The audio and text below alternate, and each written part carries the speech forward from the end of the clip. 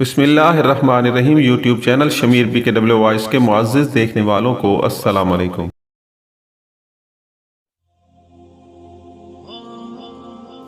انہیں باہر نکالا اور سیتا کو اپنے پاس بٹھایا۔ وہ بھی شاداں کی طرح خوبصورت لڑکی تھی۔ نذیر نے تمہیں زری جوتی بنوا کر دی تھی؟ میں نے کہا۔ وہ کہاں ہے؟ وہ اتنی زیادہ گھبرائی کہ اس کا رنگ پیلا پڑ گیا۔ اس نے کوئی جواب نہ دیا۔ ڈرو نہیں سیتا، میں نے کہا، تم نے کوئی جرم نہیں کیا۔ نذیر کے ساتھ تمہارا تعلق جیسا کیسا بھی تھا، مجھے اس پر کوئی اعتراض نہیں۔ چلو مجھے جوتی نہ دکھاؤ، یہ بتا دو کہ رات کو تم اس کے ساتھ تھی جب 3-4 آدمی آ گئے اور انہوں نے نذیر پر حملہ کر دیا۔ میں اس کے ساتھ نہیں تھی، اس نے کہا۔ زبان اس کا ساتھ نہیں دے رہی تھی۔ پھر اپنی زری جوتی دکھا دو، میں نے کہا۔ گھر میں ہے تو تمہارے باپ سے کہہ کر منگوا لوں گا۔ وہ جوتی میں نے اپنی بہن کو دے دی تھی، اس نے کہا۔ اس سے منگوا لیتے ہیں، میں نے کہا۔ وہ اپنے خاوند کے ساتھ دلی میں ہے، اس نے کہا۔ اس کا خاوند وہاں ملازم ہے۔ میں نے زری جوتی جو میرے پاس پڑی تھی اس کے آگے کر کے کہا کہ وہ جوتی پہنے۔ اس نے پہنی تو یہ اسے فٹ آ گئی۔ کھوجی کو بلا کر کہا کہ سیتا کا کھرا دیکھے۔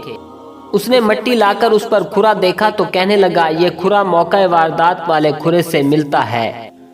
سیتا پر میرا شک پکا ہو گیا۔ جوتی کے متعلق اس نے جھوٹ بولا تھا کہ اپنی بڑی بہن کو دے دی تھی۔ میرے پاس جو جوتی تھی وہ اسی کی تھی، مگر وہ مان نہیں رہی تھی۔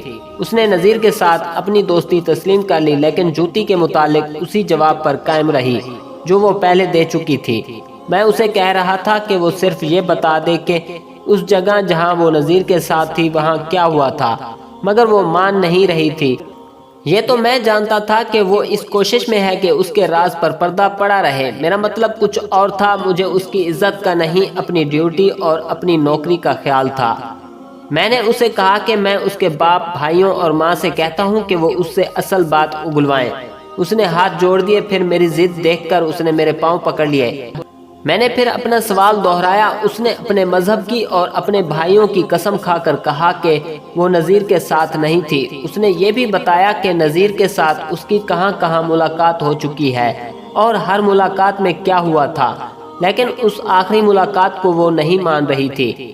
جب تک مانو گی نہیں میں چھوڑوں گا نہیں، میں نے کہا۔ تمہیں تھانے لے جاؤں گا، وہاں حوالات میں بیٹھی رہنا۔ اس کے لیے یہ دھمکی معمولی نہیں تھی۔ اس کی جو حالت ہو رہی تھی وہ میں بیان نہیں کر سکتا۔ آخر اس نے وہی حرکت کی جو شاداں میرے ساتھ کر چکی، اور سروس میں ایسی کئی جوان لڑکیوں نے میرے ساتھ یہ حرکت کی تھی۔ اس ہندو لڑکی نے اپنا آپ مجھے پیش کر دیا۔ حقیقت یہ ہے کہ اس لڑکی کا جسم بڑا ہی دلکش اور قیمتی تحفہ تھا۔ پھر جس اشتعال انگیز انداز سے اس نے اپنا تحفہ مجھے پیش کیا، اسے ٹھکرانے کے لیے فولاد جیسے مضبوط دل کی ضرورت ہوتی ہے۔ میں اس وقت جوان تھا۔ آج بھی اللہ تبارک و تعالیٰ کا شکر ادا کرتا ہوں کہ اس ذات باری نے مجھے اتنی طاقت عطا کی تھی کہ میں شیطان کا اتنا کاری اور زبردست وار بچا گیا۔ یہ تو زیر اور زبر کا فرق ہوتا ہے، ذرا جتنی لکیر نیچے ڈال دو یا اوپر۔ جس طرح زندگی اور موت ساتھ ساتھ چلتی ہیں، اسی طرح گناہ بھی انسان کے ساتھ ساتھ چلتا ہے۔ بال برابر فرق ہوتا ہے، یہی فرق جنت اور جہنم میں ہے۔ پاؤں ذرا سا پھسلتا ہے تو انسان ادھر سے ادھر جا پڑتا ہے۔ عورت انسان کی بہت بڑی کمزوری ہے۔ یہ مجھ سے پوچھیں کہ یہ فلسفہ کیا ہے؟ آدمی خود کمزور نہ ہو تو کوئی طاقت اسے کمزور نہیں کر سکتی۔ یہ میں مانتا ہوں کہ ہر انسان ایک حسین اشتعال کا مقابلہ نہیں کر سکتا۔ اس اشتعال کو بادشاہوں نے بھی قبول کیا ہے۔ انہوں نے عورت کو اپنی کمزوری بنایا، اور نہ صرف ان کے اپنے تختے الٹے بلکہ تاریخ کا پانسا پلٹ گیا۔ اس کی گواہی پورے وثوق سے میں دیتا ہوں کہ عورت نے قاتلوں کو پھانسی کے تختے سے اتارا ہے، اور عورت نے قتل کروا کے اچھے بھلے آدمیوں کو قاتل بنایا اور پھانسی کے تختے تک یا کالا پانی تک پہنچایا ہے۔ لیکن قصور کس کا ہے، عورت کا یا آدمی کا؟ کہتے ہیں شراب حرام ہے اور بہت بری چیز ہے، لیکن یہ قصور شراب کا ہے یا شرابی کا؟ زہر تو زہر ہے، سب جانتے ہیں کہ اسے منہ میں ڈالو تو آدمی مر جاتا ہے، پھر اسے منہ میں کیوں ڈالیں؟ قصوروار تو وہ ہے جس نے زہر کو زہر سمجھ کر اپنے ہاتھوں اپنے منہ میں ڈالا۔ میں آپ سے معافی چاہتا ہوں کہ میں تھانے دار سے فلاسفر بن گیا ہوں، بہت بوڑھا ہو گیا ہوں۔ بات شروع کرتا ہوں تو یہ بھی یاد نہیں رہتا کہ یہ بات شروع کہاں سے کی تھی اور ختم کہاں کروں۔ डायरी ना होती तो कोई भी वारदात याद ना रहती। मैं इस हिंदू लड़की की बात सुना रहा था। उसने अपना आप पेश किया तो ऐसे लगा जैसे बिजली का करंट सर की तरफ से दाखिल होकर पांव की तरफ से निकल गया हो। मैंने गहरा सांस लिया, अपने आप को काबू में लिया और उसकी तरफ देखा। आपके पीछे मैं मुसलमान हो जाऊंगी, उसने कहा। लड़कियों जैसा था। मैंने एक और रास्ता इख्तियार किया। उस सोच के मुताबिक मैंने उससे पूछना शुरू किया, क्या तुम्हारे बाप को, भाइयों को या किसी और को मालूम है कि नज़ीर के साथ तुम्हारी दोस्ती है? मैंने पूछा। घर में मुझे कभी किसी ने इस मामले में कुछ नहीं कहा, उसने जवाब दिया। इससे यही ज़ाहिर होता है कि उन्हें मालूम नहीं। हिंदुओं या सिखों में से किसी औरत या आदमी ने तुम्हें कभी कुछ कहा था? मैंने पूछा और उसे कहा, तुम्हारे दिल में नज़ीर की मोहब्बत है, इसीलिए तुमने अपनी आबरू भी उसे दे दी है। क्या तुम नहीं चाहती कि नज़ीर को जिसने मारा है उसे सजा मिले? चाहती तो मैं यही हूँ, उसने कहा, लेकिन बदनामी से डरती हूँ। हर किसी को पता चल जाएगा। किसी को पता नहीं चलेगा। मैंने कहा, तुम बात करो, पहले ये बताओ कि नज़ीर से पहले तुम्हारी दोस्ती किसके साथ थी? 2-4 और चिकनी चिपड़ी और प्यार मोहब्बत की बातें की तो उसने कुछ बातें बताई। नज़ीर से पहले उसकी दोस्ती एक नौजवान हिंदू के साथ थी। तुमने उसकी दोस्ती छोड़ दी तो उसने तुम्हें कुछ कहा होगा। इसमें इतनी जान ही नहीं थी, उसने कहा। बड़ा खूबसूरत लड़का है लेकिन लड़कियों जैसा है। 2 आदमी और हैं जो मेरे साथ दोस्ती लगाना चाहते थे। उसने एक सिख का और एक हिंदू का नाम लिया और कहने लगी कि दोनों पक्के बदमाश हैं। मैंने सवाल जवाब किए तो उसने बताया कि दोनों ने उसे कहा था कि मुसलमान नज़ीर की दोस्ती से बाज आ जाए। सीता ने दोनों को साफ जवाब दिया तो उन्होंने उसे एक ही जैसी धमकी दी कि वो उसे भी और नज़ीर को भी गायब कर देंगे। मैंने फिर उसे कहा कि वो मान जाए कि गुज़िश्ता रात वो नज़ीर के साथ थी। वो ना मानी। अब उसने ये बात बताई कि उसने ऐसा खतरा कभी मोल नहीं लिया था कि घर वालों को सोता छोड़कर नज़ीर के बुलाने पर चली जाती। शाम के खाने के बाद वो 3-4 लड़कियों के साथ खेतों की तरफ सैर सपाटे के लिए जाया करती थी और अगर नज़ीर आ जाता तो लड़कियों में से खिसक कर जरा उधर चली जाती थी। उसने पहले भी मुझे ऐसी कुछ मुलाकातें सुनाई थीं। अब उसने ये बताया कि वो उस वक्त बाहर निकलने की जुर्रत नहीं कर सकती थी जब घर वाले सोए हुए होते थे। ये एक मसला था कि मैं सीता की इस बात को सच मानूं या झूठ। मैं अब इन बदमाशों के मुतालिक सोच रहा था। सीता को मैंने बाहर बैठने को कहा और नंबरदार को बुलाकर उन दोनों बदमाशों के मुतालिक पूछा। नंबरदार ने राय तो जरा ढीली सी दी लेकिन उसने उनकी बदमाशी की तस्दीक कर दी। झैलदार और सफेद पोश वगैरह भी थे, उनसे बारी बारी पूछा। उन्होंने मुझे इन दोनों की बदमाशी के ज्यादा किस्से सुनाए। मैंने महसूस किया कि नंबरदार ने मुझे बहुत कम बताया था। नंबरदार की इन दोनों के साथ दोस्ती तो नहीं। मैंने झैलदार, सफेद पोश और मुअज़्ज़िज़ किस्म के मुखबरों से पूछा। जवाब मिला कि नंबरदार के साथ उनकी गहरी दोस्ती है। इन लोगों ने नंबरदार के मुतालिक कुछ और बातें भी बताईं। उन्होंने ये भी बताया कि नंबरदार शादा के घर भी जाता है। मैंने नंबरदार के खिलाफ ये और कुछ और बातें जहन में रखीं। ये गलत भी हो सकती थीं क्योंकि ये लोग एक दूसरे के खिलाफ बोलते रहते थे। ज़ाहिरी तौर पर एक दूसरे के दोस्त होते थे। अगर मैं कह देता कि नंबरदार शरीफ आदमी है तो ये लोग मुझे उसकी शराफत की कहानियां सुना देते। इतना तो मैं जानता था कि नंबरदार शरीफ लोग नहीं हुआ करते थे। शाम हो गई थी। कस्बे के अस्पताल से एक कांस्टेबल ये खबर लेकर आया कि नज़ीर न सिर्फ बच गया है बल्कि होश में आ गया है, लेकिन बोलता नहीं। मैंने उसे दहशत का और सर की चोटों का असर समझा। डॉक्टर ने ताज़ा खून मांगा था। नज़ीर के कई रिश्तेदार और बरादरी के आदमी अस्पताल में मौजूद थे। उन्होंने खून देना शुरू कर दिया था। नज़ीर के जिस्म से बहुत ज़्यादा खून निकल गया था। वो जवान और तंदुरुस्त आदमी था, इसलिए जिंदा रहा। इस खबर से मुझे इत्मीनान हुआ। मुझे उम्मीद थी कि ताज़ा खून रगों में जाने से वो कुछ वक्त बाद या ज़्यादा से ज़्यादा सुबह तक बोलने के काबिल हो जाएगा। मैंने वहाँ से डेरा समेटा और अपने थाने को रवाना हो गया। वो एक पूरी फौज थी जिसे मैं अपने साथ ले जा रहा था। ये सब मुश्तबे थे और वो लोग जिनसे कुछ पूछने की जरूरत पड़ सकती थी उनमें शादा और उसकी माँ और सीता भी थीं। इनमें वो 2 बदमाश भी थे जिनमें एक हिंदू था और एक सिख। मैं उन सब के आगे रवाना हुआ। मैं घोड़ी पर था, सीधा अस्पताल गया और डॉक्टर से मिला। वो बहुत मेहनत कर रहा था। वो हिंदू था, वधियानाथ शर्मा उसका नाम था। उसने ज़रबों और जख्मों की तफसीलात सुनाई जो तकरीबन वही थी जो मैं पहले सुना चुका हूँ। मुझे एक खतरा नजर आ रहा है, डॉक्टर शर्मा ने कहा। ये बोल नहीं रहा। मैं इसके साथ बात करता हूँ तो मेरे मुंह की तरफ देखता रहता है। इसकी माँ को, बाप को, बीवी को, उसके दोनों बच्चों को बारी बारी इसके करीब खड़ा किया, लेकिन ऐसे लगा जैसे इसने किसी को भी नहीं पहचाना। मैं अभी कुछ नहीं कह सकता। इसे होश में आए अभी 1.5-2 घंटे ही हुए हैं। कल तक सही सूरत सामने आ जाएगी। ऐसा तो नहीं कि इसकी याददाश्त खत्म हो गई हो। मैं याददाश्त की ही बात कर रहा हूँ, डॉक्टर शर्मा ने जवाब दिया। सर की ज़रबें शदीद हैं। मेरा ख्याल है कि दिमाग मजरूह हो गया है। इसका इलाज, अगर ऐसी सूरत हुई तो सिविल सर्जन के पास भेज दूंगा, डॉक्टर ने कहा। डिस्ट्रिक्ट सिविल अस्पताल में शायद कुछ इलाज हो जाए, लेकिन इसका कोई इलाज नहीं। वक्त के साथ साथ शायद बेहतरी हो जाए, लेकिन ज़रूरी नहीं कि ऐसा होगा। इसे खून काफ़ी मिल चुका है। कल तक देख लें, यूं ही ये बोलने के काबिल हुआ मैं आपको बुला लूँगा। मैं थाने चला गया और दिल में ये दुआ करता गया कि मजरूब बोलने और समझने के काबिल हो जाए। नंबरदार, नज़ीर और शादां।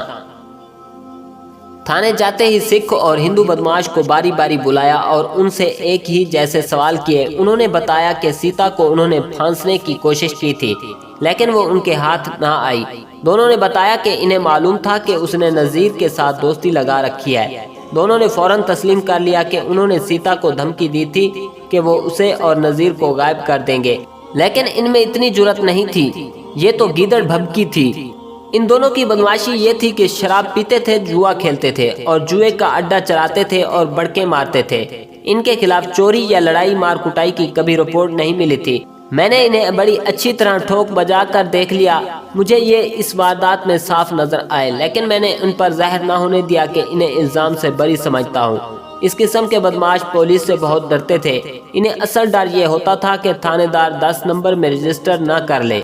मैंने पहले ही इन दोनों के दिलों में ये डर पैदा कर दिया था कि इन दोनों को 10 नंबर में रजिस्टर होना चाहिए।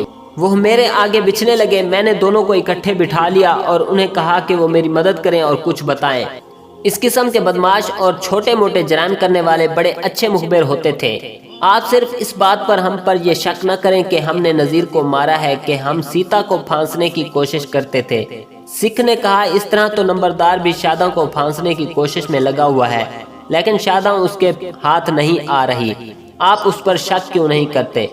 शादां अब किसी के हाथ नहीं आएगी, मैंने ऐसे लहजे में कहा जैसे मैंने उनकी इस बात को अच्छी तरह सुना ही ना हो। शादां ने तो नज़ीर के साथ भी ताल्लुक तोड़ लिया है। दोनों ने एक दूसरे की तरफ देखा। पहले वो मुस्कुराए फिर हंसे। वाह भोले बादशाह, सिख ने कहा, ये ताल्लुक टूटने वाले नहीं होते। शादां और नज़ीर का ताल्लुक अभी तक चल रहा है। ताल्लुक टूटने वाली बात आपको किसने बताई है? हिंदू ने पूछा। शादां कहती थी, मैंने जवाब दिया। उसकी माँ भी कहती थी कि उसने शादां को कैद करके रखा हुआ है।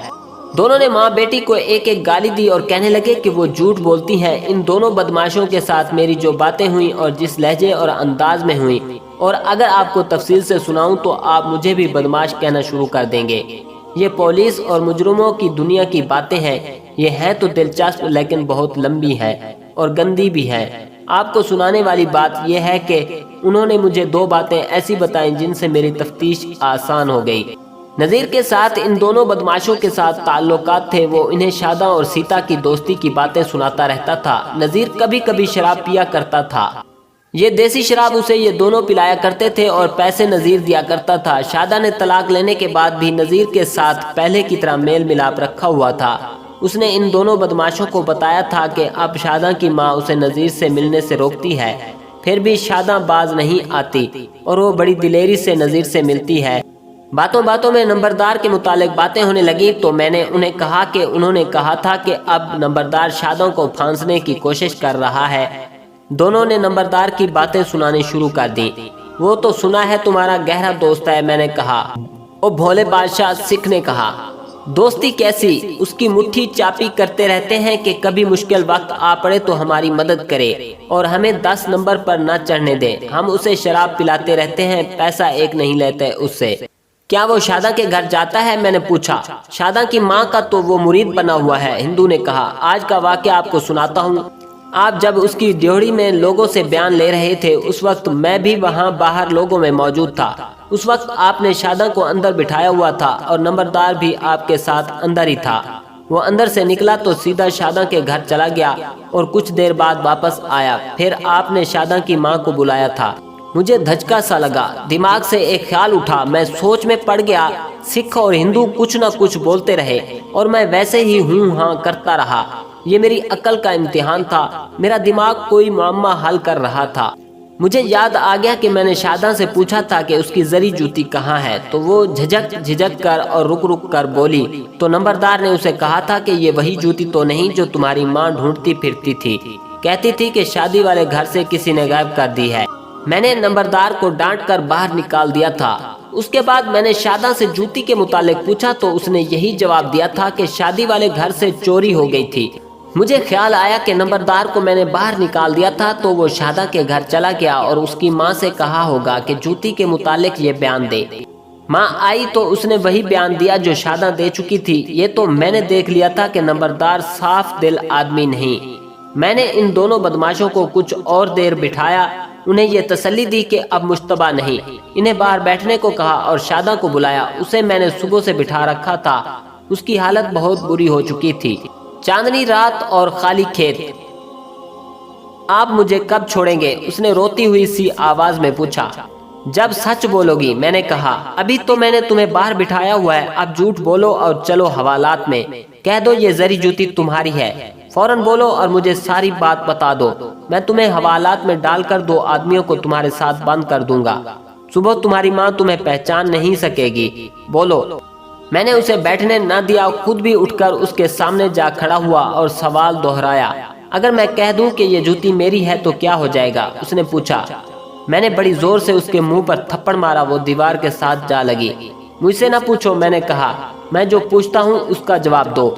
वो गाल पर हाथ रखकर दीवार के साथ बैठ गई। मैंने उसका कान पकड़कर उठाया और दांत पीस कर कहा कि जवाब दो। हाँ, उसने रोते हुए कहा, ये जूती मेरी है। इसका मतलब यह है कि नज़ीर के साथ तुम थी? मैंने कहा। वो ज़बान से ना बोली, सर हिलाकर हाँ का इशारा किया। मैंने उसे बिठाया और कहा कि वो पूरा बयान दे। फिर आप मुझे हवालात में तो बंद नहीं करेंगे? उसने पूछा। नज़ीर को तुमने मरवाया है? नहीं जी, उसने जवाब दिया। वो तो मुझे भी मार जाते लेकिन भाग आई। फिर मैं तुम्हें हवालात में क्यों बंद करूंगा? मैंने कहा। सच बोलोगी तो तुम्हारा कोई जुर्म हुआ भी तो दबा लूंगा। उसने बताया कि नज़ीर के साथ उसने ताल्लुक तोड़ा नहीं था, माँ उसे रोकती थी। गुज़िश्ता रात वो माँ को सोता छोड़कर निकल गई थी। दिन को नज़ीर ने उसे वहाँ आने को कहा था। वो जरी जूती पहन कर गई थी। मेरे पूछने पर उसने जूती खुली होने की वजह ये बताई थी कि ये जूती ज्यादा उसकी माँ पहनती थी। जूती थोड़ी सी खुली थी। शादा ने मुझे साफ बता दिया कि मैंने जब उसे जूती पहनने को कहा था तो उसने जूती में पाँव बहुत आगे रख दिया था। इस तरह जूती उससे दुगनी खुली नजर आती थी जितनी असल में खुली थी। नज़ीर रास्ते में खड़ा था। चांदनी रात थी लेकिन बादल छाए हुए थे, इसलिए चांदनी मध्यम हो गई थी। नज़ीर को देखकर वो सब खतरे भूल गई और उसके साथ वहां तक पहुंच गई जो मौके वारदात बन गया था। दोनों गहरी जगह उतर गए। ये एक खाली खेत था। एक जगह दोनों रुक गए और उन्हें 3 आदमी आते दिखाई दिए। नज़ीर के पास लाठी थी। उसने शादा से कहा कि ये आदमी गुजर गए तो ठीक है और अगर इन्होंने गड़बड़ की तो शादा उसके पीछे हो जाए। वो आदमी सीधे उनकी तरफ आ रहे थे। उनके चेहरे नहीं पहचाने जाते थे। उन्होंने चेहरों पर पगड़ियां लपेट रखी थी। शादा नज़ीर के पीछे हो गई। उठा लो लड़की को, इन आदमियों में से एक ने कहा, और ले चलो। आगे आओ भाइयों, नज़ीर ने लाठी तान कर कहा। हिम्मत करो और लड़की को उठा लो। ओ बदबख्ता, उधर से एक आवाज आई, अपनी जान हमें ना दे, हमें लड़की चाहिए, तू चल अपने घर। मेरे पूछने पर शादा ने बताया कि वो इन आवाज़ों को नहीं पहचानती थी कि ये किसकी हैं। इन तीनों ने घेरा डालने की कोशिश की। नज़ीर ने उनमें से एक पर लाठी चलाई। शादा उसके पीछे रही। नज़ीर ने बड़ी तेजी से लाठियां चलाई। ये हमारे ही हाथों मरना चाहता है तो पहले इसे खत्म करो, किसी ने कहा। लड़की तो हम उठा ही लेंगे। वो तीनों नज़ीर पर टूट पड़े और शादा को बाहर निकलने का मौका मिल गया। वो अपने गांव की तरफ जाने की बजाय दूसरी तरफ भागी। आगे खेत 2-3 फीट नीचे था। इसी खेत में उतरते शादा की जूती का एक पांव उतरने लगा। जूती चलने में तो ठीक थी लेकिन दौड़ते हुए जरा खुली होने की वजह से उतरने लगी। शादा रुक नहीं सकती थी। एक पांव से जूती उतर गई तो उसने परवाह न की, दौड़ती गई और जरा आगे जाकर दूसरे पांव से भी जूती उतर गई। वो दूर का चक्कर काटकर अपने गांव में आई। वहां की जमीन ऐसी थी जो खुरों को महफूज नहीं रख सकती थी, इसलिए खोजी उसका पीछा न कर सका। घर आई तो उसकी माँ जाग कर बैठी हुई थी। शादा उस हालत में घर में दाखिल हुई कि उसकी सांसें आपस में मिल नहीं रही थीं। खौफ से उसकी जान निकली जा रही थी। माँ ने उसे गाली गलौज की। शादा ने माँ को बताया कि वो नज़ीर के साथ थी और नज़ीर मारा गया है। माँ ने सर पीट लिया और उससे पूछा कि वो कौन थे। शादा ने कहा कि वो किसी को भी नहीं पहचान सकी। माँ बहुत परेशान हुई और जब माँ ने उसे नंगे पांव देखा तो वो पूछा कि वो नंगे पांव गई थी। शादा ने उसे बताया कि जूती एक खेत में रह गई है। हाय अल्लाह!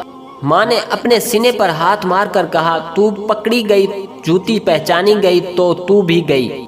वो चले गए होंगे। शादा ने कहा, चल के जूती उठा लाते हैं। माँ ऐसी जुर्रत नहीं कर सकती थी, वो बहुत चालाक औरत थी और शादा अगर उससे ज्यादा चालाक नहीं थी तो कम भी नहीं थी। माँ के मुजरिम दिमाग ने एक बात सोच ली।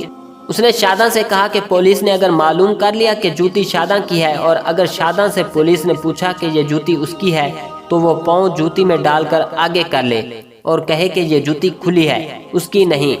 माँ ने उससे फायदा उठाया था कि शादा को ये जूती जरा खुली थी। शादा ने मुझे यही धोखा दिया था। वारदात के मुतालिक शादा यही कुछ जानती थी, लेकिन उससे सिर्फ शादा का मसला हल होता था। मेरा मसला जूं का तू मौजूद था। ये तो पता ही न चला था कि वो कौन थे। शादा ने इन आदमियों की जो बातें सुनी थी उनसे जाहिर होता था कि वो शादा को उठाने आए थे और वो नज़ीर पर हमला नहीं करना चाहते थे। जाल में फंसी हुई थी।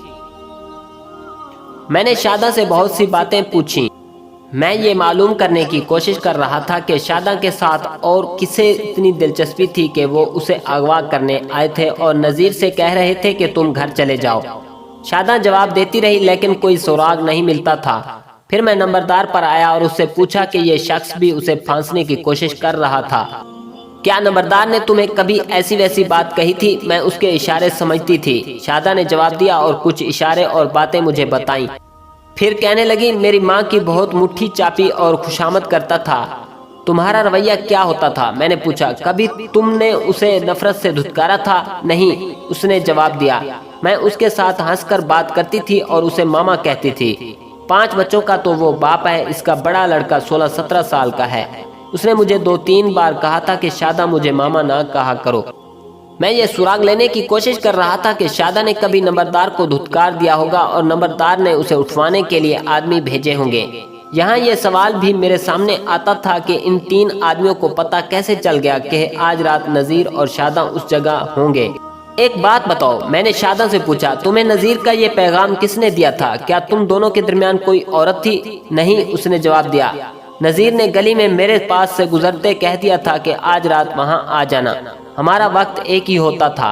अगर मैं कहूँ कि तुम्हें नंबरदार उठवाना चाहता था तो तुम क्या कहोगी? मेरा ख्याल है ये आदमी उसके नहीं थे। उसने जवाब दिया, मैंने उसके साथ कभी ऐसी बात नहीं की थी जिससे उसे गुस्सा आता। वो तो अभी तक उम्मीद लगाए हुए था कि मैं उसके हाथ आ जाऊंगी। आपको याद नहीं कि आपने मुझे कहा था कि ये जूती तुम्हारी नहीं तो मुझे अपनी जूती दिखा दो। मेरे पाँव के नीचे से तो जमीन निकल गई थी। मैं कहने लगी थी कि वो जूती गुम हो गई है, लेकिन मैं इस सोच में पड़ गई कि क्या बताऊं, कहाँ गुम हो गई। नंबरदार आपके पास बैठा हुआ था, उसने मेरा काम आसान कर दिया था। उसका दिमाग बड़ा तेज है। उसने कहा कि तुम्हारी जूती तुम्हारी माँ ने फलां की शादी पर गुम कर दी थी। कोई और है जो तुम्हारे पीछे पड़ा हुआ हो और तुमने उसे नफरत से धुतकार दिया हो। ऐसा तो कोई नहीं, उसने जवाब दिया। मैंने शायद पहले कभी शायद बैलों की वारदात में आपको एक बात कही थी, वो मैं फिर कहती हूँ। लोग मुझे बड़ी चालाक, होशियार और अक्लमंद लड़की समझते हैं। वो ठीक समझते हैं, लेकिन मेरा चाल चलन खराब नहीं। मेरी माँ ठीक औरत नहीं थी। मेरा बाप इस औरत की करतूत पर कुढ़ कुढ़ कर मर रहा है। ये मुझसे दौलत कमाना चाहती थी। उसने मुझे इस बूढ़े मुराद खान के साथ ब्याह दिया। मैंने उसे पहले कह दिया था कि मैं नज़ीर को पसंद करती हूँ। मुझे मालूम है कि वो नज़ीर की खाल उतारती रही है। जब उसने मुझे एक बूढ़े के हवाले कर दिया तो मैंने उसका इंतकाम इस तरह लिया कि नज़ीर को अपना खुफिया खामंद बना लिया। ये मेरा पहला गुनाह था। मुझसे कोई सी कसम ले ले, मैं किसी और को पल्ले नहीं बांधती थी। आप मेरे दिल को अच्छे लगे तो मैंने साफ कहा था कि मैं आपकी बीवी बनना चाहती हूँ, लेकिन बेनिकाही नहीं। मैंने शायद ये भी कहा था कि मैं नाजायज़ ताल्लुकात से तंग आ गई हूँ। ये तुमने तलाक के बाद भी जारी रखे। जाल में फंसी हुई थी। उसने कहा, अगर नज़ीर को खुदा ने बचा लिया तो उससे पूछना कि वो उसे कहती थी कि अपनी बीवी को तलाक दो और मेरे साथ शादी कर लो, या पहली बीवी को भी रखो और मुझे भी अपने घर बसा लो। मैं तुम्हारी बीवी की खिदमत करूंगी। मुझे आज भी याद है कि उसके आंसू निकल आए थे। वो नज़ीर के जाल से नहीं निकल सकती थी। उसकी एक मजबूरी तो ये थी कि वो नज़ीर को दिलो जान से चाहती थी। ये दिली मोहब्बत का नतीजा था कि वो नज़ीर पर अपना आप कुर्बान कर रही थी। दूसरी मजबूरी ये कि नज़ीर ने उसे शादी का झांसा दे रखा था। इस हिंदू लड़की को जानती हो जिसे मैंने बाहर बिठाया हुआ है? मैंने उससे पूछा। अच्छी तरह जानती हूँ, उसने जवाब दिया। इसका नाम सीता है। क्या ये भी जानती हो कि नज़ीर का इससे भी वही ताल्लुक है जो तुम्हारे साथ है? ये नहीं हो सकता, शादा ने कहा। ओए बेवकूफ़ लड़की, मैंने कहा। ये लड़की अपनी ज़बान से मान चुकी है। शादा ने आह भरी और उसकी आंखें जो अभी पूरी तरह खुश्क नहीं हुई थीं, एक बार फिर आंसुओं से भर गईं। बहरहाल ये उसका और नज़ीर का मामला था। मेरी दिलचस्पी अपनी तफ्तीश के साथ थी। सीता के मुतालिक मेरी ये बात सुनकर शादा की जहनी हालत ज़रा ख़राब हो गई थी। नज़ीर के मुतालिक डॉक्टर ने कुछ बताया है? उसने पूछा। वो बच गया है, मैंने जवाब दिया। होश में आ गया है लेकिन अभी बोलता नहीं। मैंने वैसे ही कह दिया, वो तुम्हारे साथ शादी नहीं करेगा। जाने दो मोहब्बत को, सब धोखा है। माँ से कहो किसी के साथ तुम्हारी शादी कर दे। बहुत बदनाम हो गई हूँ थानेदार जी, उसने रुंधी हुई आवाज में कहा। बहुत बदनाम हो गई हूँ, मुझे अब कौन कबूल करेगा? 2 बार पुलिस के चक्कर में आ चुकी हूँ। उसने एक और इंकशाफ कर डाला। कहने लगी, मेरी माँ शैतान औरत है। वो अब मेरा एक और सौदा कर रही है और मैं उसे कबूल नहीं कर रही। वो चुप हो गई और कुछ सोचने लगी। फिर जैसे उसे अचानक कुछ याद आ गया हो, कहने लगी, पार वाले गांव आबदा का ससुराली गांव का एक आदमी है, अमीर जिम्मेदार है, मुझसे 14-15 साल बड़ा है, 4 उसके बच्चे हैं, बीवी जिंदा है। वो बीवी को तलाक देकर मेरे साथ शादी करना चाहता है और मेरी माँ उसे पसंद करती है। उससे पैसे खाती है और मुझे कहती है कि मैं इसके साथ शादी कर लूं। आधी जमीन तुम्हारे नाम कर देगा। उस पर मेरी और माँ की आपस में बहुत बक हो चुकी है और मैं उस आदमी की बेइज्जती भी कर चुकी हूँ। दिल का प्यार भी धोखा है। मैं तो अंधेरे में हाथ मार रहा था। जरा सा कोई इशारा मिलता था तो मैं उसी तरफ चल पड़ता था। ये इशारा भी मेरे काम आ सकता था। मैंने इस सिलसिले में कुरीदना शुरू किया तो पता चला कि ये आदमी एक ही बार शादा के सामने आया था। उससे पहले वो एक बार उसके घर आया था। दूसरी बार उनकी मुलाकात इस तरह हुई कि शादा खेतों में गई हुई थी। उन्होंने अपनी जमीन बटाई पर दी हुई थी। उधर से ये आदमी सरदार अली, जो शादा का उम्मीदवार था, घोड़े पर सवार आ